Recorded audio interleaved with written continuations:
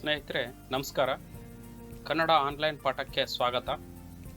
ನನ್ನ ಹೆಸರು ರವಿ ಆರ್, ಸರ್ಕಾರಿ ಪ್ರೌಢಶಾಲೆ ಬುಕ್ಕಸಾಗರ, ತಾಲೂಕು ಹೊಸಪೇಟೆ, ಜಿಲ್ಲೆ ವಿಜಯನಗರ. ಇಂದಿನ ಆನ್ಲೈನ್ ಪಾಠದಲ್ಲಿ ಗಾದೆ ಮಾತಿನ ಬಗ್ಗೆ ತಿಳಿದುಕೊಳ್ಳೋಣ. ಗಾದೆ ಅಂದ್ರೇನು, ಪದ ಸಂಬಂಧಪಟ್ಟಂತೆ ನಾವು ಅರ್ಥೈಸ್ಕೊಳ್ಳೋದಾದ್ರೆ, ಗಾತ ಎಂಬ ಪ್ರಾಕೃತ ಪದದ ಅಪಭ್ರಂಶ ರೂಪವೇ ಗಾದೆ. ಗಾದೆ ಒಂದು ನಾಡಿನ ಜನಸಾಮಾನ್ಯರು ನಿತ್ಯ ವ್ಯವಹಾರದಲ್ಲಿ ಸಹಜವಾಗಿ ಬಳಸುವ ರೂಢಿಗತ ಅಲಂಕಾರಿಕ ಮಾತು. ಇದನ್ನು ನಾಣ್ಣುಡಿ ಎಂದೂ ಸಹ ಕರೆಯುತ್ತಾರೆ. ಗಾದೆ ಜನಪದ ಸಾಹಿತ್ಯದ ಜನಪ್ರಿಯ ಪ್ರಕಾರಗಳಲ್ಲಿ ಒಂದು. ಜನಸಾಮಾನ್ಯರ ವಿಶ್ವಕೋಶ ಕೂಡ ಆಗಿದೆ. ತಾವೇ ನಿರ್ಮಿಸಿಕೊಂಡು ಬಂದ ಸಂವಿಧಾನ. ಇನ್ನು ಮುಂದೆ ನೋಡೋದಾದ್ರೆ, ಗಾದೆಯ ಲಕ್ಷಣಗಳು ಹೇಗಿರ್ತವೆ ಅಂತ ಹೇಳಿದ್ರೆ, ಇವು ಸಂಕ್ಷಿಪ್ತವಾಗಿರ್ತವೆ, ಅರ್ಥ ಚುಟುಕಾಗಿ ಇರುತ್ತದೆ, ಪ್ರಾಸಬದ್ಧ ಅಕ್ಷರಗಳ ಅರ್ಥಪೂರ್ಣವಾಗಿ ಜೋಡಣೆಯಾಗಿರುವುದನ್ನು ಕೂಡ ನಾವು ಇಲ್ಲಿ ಕಾಣ್ತೇವೆ.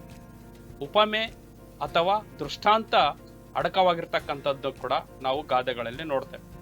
ಇನ್ನು ಹಲವಾರು ಗಾದೆಗಳು ಇದ್ದಾವೆ ಕನ್ನಡದಲ್ಲಿ. ಅದರಲ್ಲಿ ಮೊದಲನೆಯದು, ಹಾಳಾಗಬಲ್ಲವನು ಅರಸನಾಗಬಲ್ಲ, ಊಟ ಬಲ್ಲವನಿಗೆ ರೋಗವಿಲ್ಲ, ಮಾತು ಬಲ್ಲವನಿಗೆ ಜಗಳವಿಲ್ಲ, ತುಂಬಿದ ಕೊಡ ತುಳುಕುವುದಿಲ್ಲ, ತಾಳಿದವನು ಬಾಳಿಯಾನು, ಉಪ್ಪಿಗಿಂತ ರುಚಿ ಇಲ್ಲ, ತಾಯಿಗಿಂತ ಬಂಧುವಿಲ್ಲ, ಶಕ್ತಿಗಿಂತ ಯುಕ್ತಿ ಮೇಲು, ಕೈ ಕೆಸರಾದರೆ ಬಾಯಿ ಮೊಸರು, ಚಿಂತೆಯೇ ಮುಪ್ಪು, ಸಂತೋಷವೇ ಯೌವನ, ಕಟ್ಟುವುದು ಕಠಿಣ, ಕೆಡಹುವುದು ಸುಲಭ, ಹೆತ್ತ ತಾಯಿ ಹೊತ್ತ ನಾಡು ಸ್ವರ್ಗಕ್ಕಿಂತ ಮಿಗಿಲು. ಹೀಗೆ ಗಾದೆ ಮಾತಿನ ಲಕ್ಷಣಗಳು ಮತ್ತೆ ಅದರ ಉದಾಹರಣೆಗಳನ್ನು ನೋಡ್ತೀವಿ. ಈಗ ಪರೀಕ್ಷಾ ದೃಷ್ಟಿಯಿಂದ ನಿಮಗೆ 3 ಅಂಕಕ್ಕೆ 5-6 ವಾಕ್ಯಗಳಲ್ಲಿ ಉತ್ತರ ಬಯಸುವಂತಹ ರೀತಿಯಲ್ಲಿ ಒಂದು ಗಾದೆಯನ್ನ ಕೊಡ್ತಾರೆ. ಆ ಗಾದೆಗೆ ಸಂಬಂಧಪಟ್ಟಂತೆ ಮೊದಲು ನಾವು ಗಾದೆಯ ಮಹತ್ವವನ್ನು ಬರಿಬೇಕು.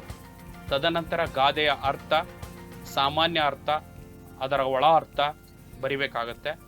ನಂತರ ಗಾದೆಯಿಂದ ಆಗ್ತಕ್ಕಂತಹ ನಮ್ಮ ಜೀವನಕ್ಕೆ ಏನು ಉಪಯೋಗ ಅಥವಾ ಲಾಭ, ಅದರ ಅನ್ವಯವನ್ನ ಬರಿಬೇಕಾಗತ್ತೆ.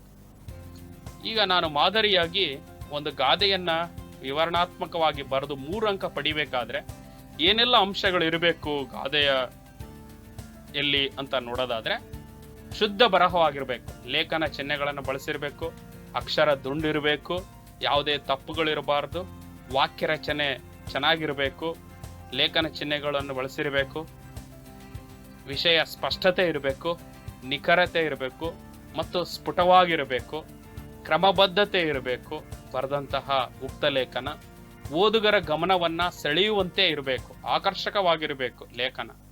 ಆಗ ಪೂರ್ಣವಾಗಿರ್ತಕ್ಕಂತಹ 3 ಅಂಕಗಳು ಸಿಗ್ತವೆ. ಇಲ್ಲಿ ಒಂದು ಮಾದರಿಯಾಗಿ ಕಟ್ಟುವುದು ಕಠಿಣ, ಕೆಡಹುವುದು ಸುಲಭ ಅನ್ನುವಂತಹ ಗಾದೆ ಮಾತಿಗೆ ಮಹತ್ವ ಹೀಗೆ ನಾವು ಬರೆಯಬಹುದು. ಏನು, ಗಾದೆಗಳು ಜನಪದರ ಜೀವನದ ಅನುಭವದ ನುಡಿಮುತ್ತುಗಳು ಅನ್ನುವಂತಹ ಒಂದು ವಾಕ್ಯ. ಹೀಗೆ ಮುಂದುವರೆದು, ನಮ್ಮ ಜೀವನದ ದಾರಿದೀಪಗಳಾಗಿವೆ.